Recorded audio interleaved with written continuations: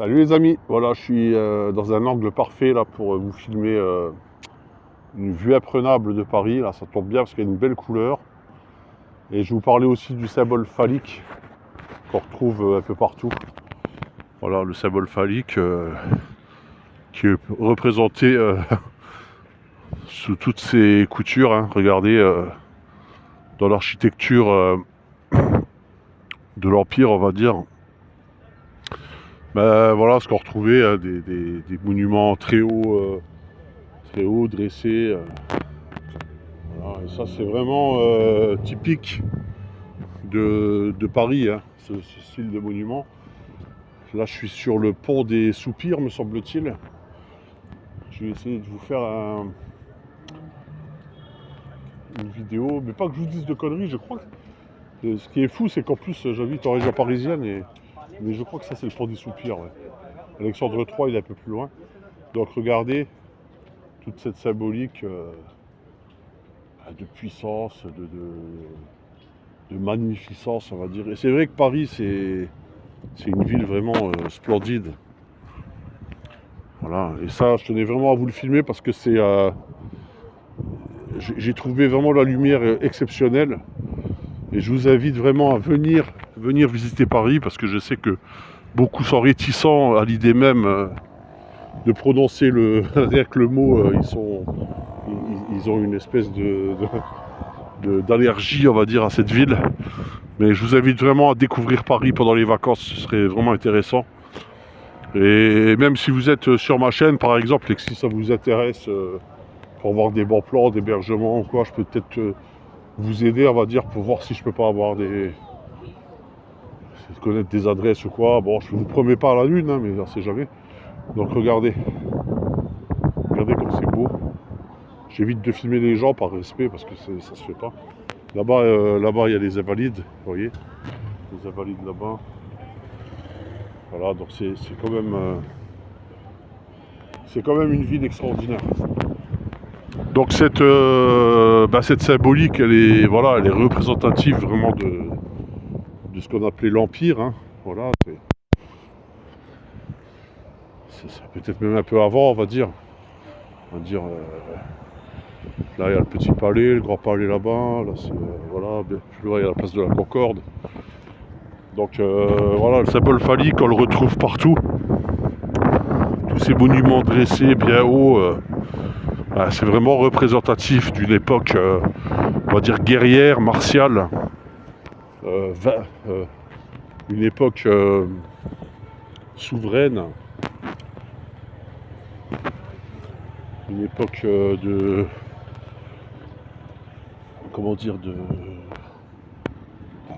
qui représente une certaine puissance. Le lion, bien sûr, représenté. Là, ici, on a un symbole très... on dirait presque... la boule, si quelqu'un peut m'expliquer ce que c'est, cette boule avec la croix, là, ça on dirait un symbole un peu protestant, là, ou non pas protestant, mais orthodoxe, me semble-t-il, mais... Regardez. Là, je vous filme vraiment d'un autre angle. Voilà, donc une époque qui nous a laissé des beaux vestiges, on va dire, des beaux monuments qui heureusement n'ont pas été détruits pendant la Révolution. Ça se trouve ça a été fait après, hein. Je dis peut-être la Révolution, mais il y a peut-être beaucoup de monuments qui ont été faits après aussi. Hein. Voilà. Après, l'histoire de Paris, c'est très très compliqué. C'est vraiment en fonction les historiens vont vous raconter un peu à leur guise, on va dire. Certains vont vous dire un truc, d'autres vont vous dire autre chose. Donc on ne sait jamais vraiment qui a la vérité. Mais bon, regardez les quais de Seine. J'aurais pu prendre le bateau parce que j'ai mon ticket de bateau-bus là, mais bon, voilà quoi. On fera ça une autre fois. Donc voilà, toute cette symbolique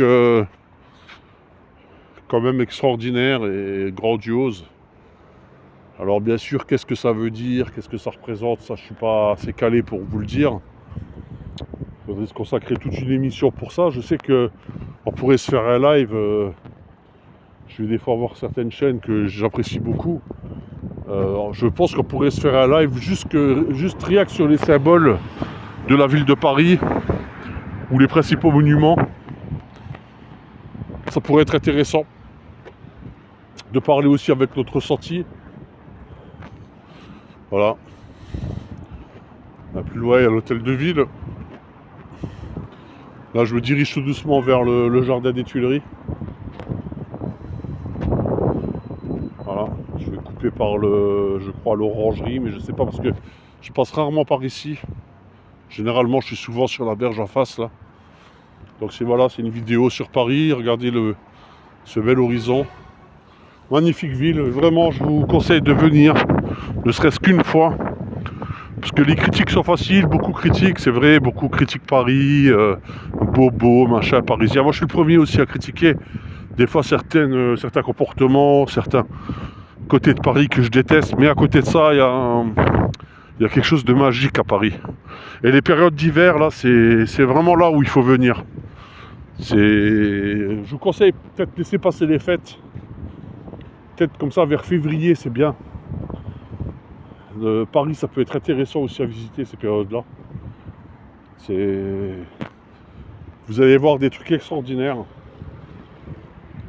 Et si ça vous intéresse, je pourrais même vous conseiller des choses à visiter intéressantes qu'on n'a pas l'habitude d'aller voir quand on est touriste, parce que généralement on file vers la Tour Eiffel et c'est la première chose qu'on va visiter et on oublie d'aller voir autre chose, alors qu'il y a des trucs vraiment beaucoup plus intéressants que la Tour Eiffel, moi je trouve. Parce que la Tour Eiffel, voilà quoi, c'est devenu un repère, voilà quoi, c'est devenu vraiment du grand n'importe quoi là-bas.